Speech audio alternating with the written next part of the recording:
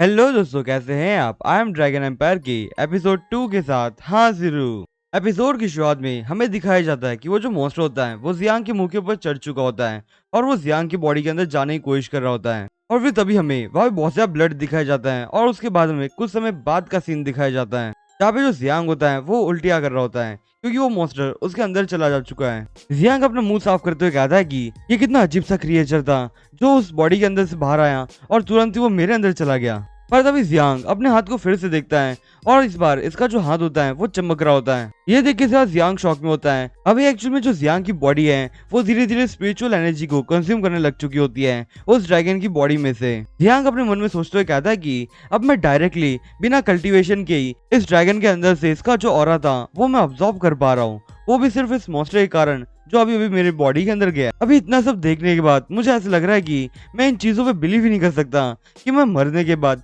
जिंदा हो चुका हूँ और फिर मैं यहाँ पे आके वो मॉन्स्टर से एनकाउंटर हुआ मेरा और फिर उससे मुझे पावर्स मिल गई। मुझे तो ऐसा लगता है कि भगवान भी मेरे साथ है आज। और फिर तुरंत ही हमें वो मॉन्स्टर के बारे में इंफॉर्मेशन दी जाती है। या भी वो जो मॉन्स्टर था वो एक्चुअल में एक एंशिएंट बंदा होता है, वो क्रिएट करता है और उसकी जो बनने की मेथड होती है उसे ड्रैगन इवोकिंग सूत्रा कहता है। और ये जो ड्रैगन इवोकिंग सूत्रा जो मेथड है वो एक्चुअल में तुम्हारी जो पावर्स होती है वो ऑब्जॉर्व कर सकती है और वो बिलियन ड्रैगन्स की पावर को वो आसानी से ऑब्जॉर्व कर सकता है और वो उसकी पावर को एक्चुअल में एक वॉइड के अंदर रखता है और उसके बाद तुम उस मॉन्स्टर का यूज करते हुए अपनी एनर्जी बढ़ा सकते हो। जियांग अपने हाथ में अपनी एनर्जी को रिलीज करते हुए कहता है कि मैंने अभी सिर्फ थोड़ी सी स्पिरिचुअल एनर्जी को लिया इस ड्रैगन के अंदर से और मैं तुरंत ही ट्रांसफॉर्मेशन रियलम तक पहुंच चुका हूँ। अगर इसके पास थोड़ा और ज्यादा स्पिरिचुअल एनर्जी होती 1000 ईयर्स की या फिर 100,000 ईयर की तो पता नहीं मैं कौन से रियलम तक पहुंच सकता। पर अब चलो कोई नहीं, मुझे ऐसा लगता है कि मेरे जो गॉड है वो ही अब मेरे साइड है, तो मैं जियांग अपने आप को फिर से राइज करना चाहूंगा। और फिर जियांग एक पत्थर की तरफ देखते हुए कहता है कि चलो मेरी जो पावर मैंने इस ड्रैगन से कंज्यूम की है उसे एक बार टेस्ट करके देखते हैं कि मैं इससे अपनी जो कल्टीवेशन है उसे रिस्टोर कर पाता हूँ या फिर नहीं। और फिर वो ऐसा बोलते हुए एकदम तेजी से वहां से जंप मारता है और वहाँ पे जो रॉक होता है उसे एकदम आसानी से तोड़ देता है। और फिर जियांग जैसे उस रॉक को तोड़ देता है वैसे उसके पास जाके देखता है कि ये जो ड्रैगन की पावर्स थी उसे जरा सा ही ऑब्जॉर्व करने के बाद मैं अपनी जो कल्टीवेशन है उसे फोर्थ की रियलम ट्रांसफॉर्मेशन तक लेके आया हूँ। और फिर जियांग अपने मन में सोचते हुए कहता है कि अभी फिलहाल मैंने सिर्फ थोड़ी सी पावर को रिकवर किया है और मुझे अभी और भी ज्यादा पावर को रिकवर करना ही होगा और मुझे अपनी पावर्स को रिकवर करते हुए बोन मैरो रिफाइनिंग रियलम तक जाना होगा ताकि मैं अपनी जो ट्रू एक्सपर्ट स्टेज थी वहां तक पहुंच पाऊं। पर अब जो कि इस दुनिया के अंदर 10 साल बीत चुके हैं मेरी कल्टीवेशन किए हुए, तो अब मुझे ऐसा लगता है कि यहाँ पे जो लिू जिन थी और चेंग हाई उन दोनों ने भी अपने आप को बहुत ज्यादा कल्टीवेट कर लिया होगा। तो अब मुझे पता नहीं कि वो आप दोनों कैसे कितने ज्यादा स्ट्रॉन्ग बन चुके होंगे। और उसके बाद फिर जियांग एक माउंटेन की पीक के ऊपर चढ़ जाता है और फिर कहता है कि फाइनली अब मैं बाहर आ चुका हूँ। और उसके बाद वो उसी जगह को देख रहा होता है जहाँ पे पहले वो मरा हुआ था और वो देखते हुए कहता है कि मैं उस जगह पे 10 सालों से रह रहा था पर अब मुझे इस जगह को छोड़ के जाना ही होगा। और फिर वो वहां से तेजी से भागते हुए कहता है कि मैं यहाँ पे अपना टाइम वेस्ट नहीं कर सकता, मैं इतना इमोशनल क्यों हो गया हूँ यार, मुझे जल्दी से ड्रैगन सिटी में जाना होगा। और उसके बाद हमें 10 साल पहले का सीन दिखाया जाता है। दोस्तों आपके सामने ये जो जगह है वो सिंजू कॉन्टिनेंट है और इस कॉन्टिनेंट के अंदर 3 पार्टीज रूल करती है। सबसे पहली शूटियांग सेक्ट, दूसरी की हुनहाई और तीसरी ल्यू सेक्ट। ये 3 सेक्ट इस पूरे कॉन्टिनेंट के ऊपर राज कर रहे होते हैं। और दोस्तों ये जो 3 सेक्ट हैं इनके अंदर एक्चुअल में मोनोपोली चलती है जितने भी स्ट्रॉन्गेस्ट पीपल है उनके बीच में। पर तभी इन चीजों के बीच में वहाँ पे एक नया सेक्ट बन गया था जिसका नाम जोंग सेक्ट था और इस सेक्ट के अंदर एक लड़के का जन्म हुआ जिसका नाम होंग जियांग था। जियांग अपने 16 साल की उम्र में ही बोन रिफाइनिंग रियलम तक पहुंच चुका था और वो साथ ही उसने गोल्ड डिवाइन बोन्स कॉन्स्टिट्यूशन तक को हासिल कर चुका था। ये बहुत बड़ी बात होती है। और जियांग के पास उसके एंसेस्टर्स का ही ब्लड था जो उसके एंसेस्टर्स ने ही उसे दिया था और वो इन सभी चीजों के कारण की किंगडम के अंदर बहुत ज्यादा फेमस भी था। पर अफसोस जियांग जैसा एक जीनियस बहुत बुरी तरह से मरा और वो जब मरा था तब उसकी होंग फैमिली के अंदर बहुत ज्यादा क्राइसिस चल रहे थे, इसके कारण वो सब भी उसकी अच्छे से हेल्प नहीं कर पाए थे।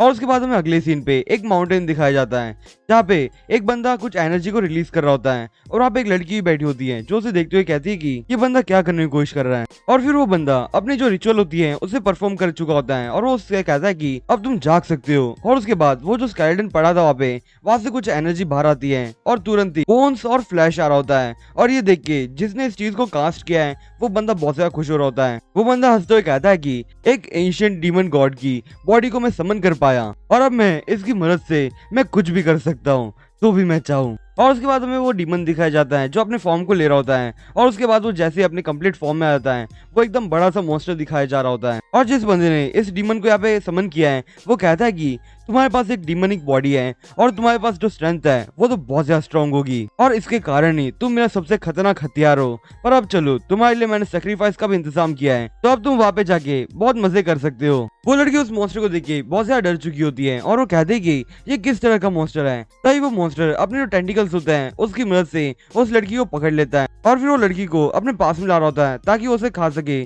पर तभी वहाँ पे जियांग आ जाता है जो एकदम तेज से उसके सारे टेंटिकल्स को सिर्फ एक ही बार में खत्म कर देता है, मतलब कि काट देता है। जियांग उस लड़की से कहता है कि तुम यहाँ से जल्दी से भाग जाओ वरना तुम बहुत ज्यादा खतरे में पड़ सकती हो। वो आदमी जियांग से कहता है कि तुम कौन हो जो मेरे काम के बीच में टांग अड़ाए जा रहा है। जियांग उस आदमी से कहता है कि मेरा नाम होंग जियांग है और मैं होंग फैमिली से बिलोंग करता हूँ और तुमने यहाँ पे इस इविल गॉड को समन करके एक लॉ तोड़ चुके हो और मैं इसी कारण ही तुम्हें अरेस्ट करने के लिए यहाँ पे आया हूँ। वो आदमी जैसे जियांग का नाम सुनता है वैसे वो जरा हैरान हो जाता है और उससे कहता है कि और वो जियांग से कहता है कि तुम तो होंग फैमिली के एकदम लेजेंडरी जीनियस बंदे हो। और फिर वो ऐसा बोलते हुए तुरंत ही अपने जो मॉन्स्टर होते हैं उससे कहता है कि जल्दी से इसके ऊपर अटैक कर दो क्योंकि हम इसे जिंदा नहीं जाने दे सकते यहाँ से। वो मॉन्स्टर जियांग के ऊपर अटैक कर देता है। वैसे जियांग अपने अंदर से बहुत सारा एनर्जी को रिलीज करता है और उस आदमी से कहता है कि तो तुम मुझे बाद में ब्लेम मत करना कि तुम्हारे साथ क्या हुआ था। और फिर वो ऐसा बोलते हुए उस मॉन्स्टर के जो टेंटिकल्स थे उसके ऊपर बैंग टियांग फिस्ट यूज करता है और उसके सिर्फ एक ही पंच के कारण ही वहाँ पे वो जो बीस्ट होता है वो पूरी तरह से खत्म हो जाता है। वो आदमी अपने बीस्ट को देखते हुए कहता है कि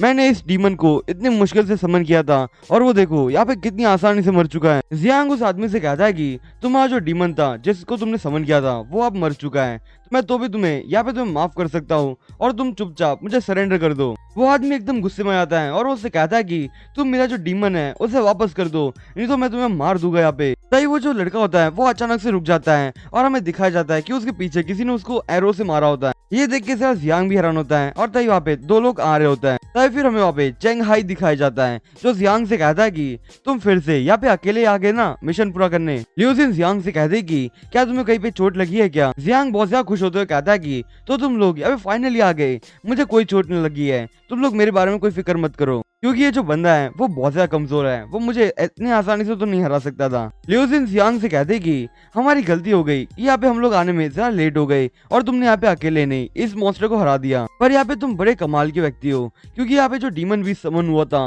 वो बहुत ज्यादा खतरनाक होता है। ऐसे रूमर्स हमने सुने थे कि ये जो डीमन बीस्ट होते हैं वो एक्चुअल में स्पिरिचुअल बॉडी स्टेज पे होते हैं और इनकी कल्टीवेशन तो और भी ज्यादा स्ट्रांग होती है। पर यहाँ पे तुमने अकेले नहीं सिर्फ एक ही पंच में इस डीमन गॉड को एकदम आसानी से हरा दिया, वो भी सिर्फ बोन रिफाइनिंग रियलम पे। जियांग लिu जिन से कहता है कि एक्चुअल में यहाँ पे वो मॉन्स्टर पूरी तरह से अपना जो बॉडी स्टेज होता है वो कम्प्लीटली ले नहीं पाया था तो इसकी पावर अनस्टेबल थी, इसके कारण ही मैं उसे एक ही बार में मार पाया था। लिu जिन जियांग से कहते हैं कि हम लोगों ने साथ में कल्टीवेशन करना स्टार्ट किया था पर यहाँ पे चंग हाई और मैं ट्रेंस डांस रियलम तक ही पहुंच पाए हैं, उसके आगे जाने में हमें थोड़ा और टाइम लगने वाला लगता है। पर यहाँ पे तुम ही देख लो, तुम तो यहाँ पे स्पिरिचुअल रियलम को भी पास कर चुके हो। जियांग लिu जिन से कहता है कि तुम लोगों का जो रैंक है फिलहाल मेरे रैंक तक पहुंचने के लिए बस थोड़ा सा और समय है, उसके बाद तो तुम लोग भी पहुंच जाओगे। पता ही वहाँ पे लिu जिन जियांग की बॉडी के अंदर स्वॉर्ड घुसा देती है। जियांग लिu जिन से कहता है कि तुम ये क्या करने की कोशिश कर रही हो। लिu जिन जियांग से कहते हैं कि मुझे माफ कर देना पर मेरे पास कोई चॉइस नहीं था। पता ही वहाँ पे एक और एरो आता है जो जियांग को जाके लग जाता है। चेंग हाई जियांग के पास आते हुए कहता है कि तुम उसके साथ बात करना बंद कर दो, अगर तुम इसके साथ बात ही करती रही तो क्या पता ये यहाँ से भाग भी सकता है। जियांग चेंग हाई से कहता है कि हम लोग काफी सालों से दोस्त थे तो तुम मेरे साथ ऐसा क्यों कर रहे हो। चेंग हाई जियांग से कहता है कि तुम्हारी जो एक्सिस्टेंस है वही हमारे लिए सबसे बड़ा खतरा है क्योंकि यहाँ पे जो युआन फैमिली है और सीतू फैमिली वो लोग कभी नहीं चाहेंगे कि ये जो होंग फैमिली है वो बहुत ज्यादा पावरफुल बन जाए और वो इतनी ज्यादा पावरफुल हो कि की किंगडम के अंदर उनकी पोजीशन ले ले। लिu जिन जियांग से कहते कि पहले हम लोग चाइल्डहुड के फ्रेंड्स थे पर यहाँ पे क्लैन की बात आ चुकी थी, इसके कारण मुझे तुम्हें सेक्रीफाइस करना पड़ा। जियांग उन दोनों से एकदम गुस्से में कहता है कि तुम लोगों ने सिर्फ मेरी जो टैलेंट है उसके कारण ही मुझे धोखा दे दिया। ये कितनी शर्मनाक बात है कि तुम लोगों ने हमारी जो 10 साल की जो दोस्ती है उसका पूरा मजाक बना दिया है। शंघाई जियांग से कहता है कि ये फ्रेंडशिप क्या कह रहे हो तुम? फ्रेंडशिप एक्चुअल में एक वर्थलेस है, क्योंकि तुम अगर हमारे जो बेनिफिट्स हैं उसके सामने अगर हमारी फ्रेंडशिप को काउंट करोगे वो तो एकदम वर्थलेस है। और फिर वो ऐसा बोलते हुए जियांग के ऊपर फिर से अपने 3 एरो से शूट करता है, जिसके कारण जियांग वहां पे मरने लगता है और वो मरते हुए उन दोनों से कहता है कि मैं तुम दोनों को कभी भी माफ नहीं करने वाला। दोस्तों आज के लिए बस इतना है, मैं आपसे फिर मिलूंगा इस सीरीज के अगले एपिसोड के साथ। तब तक के लिए बाय।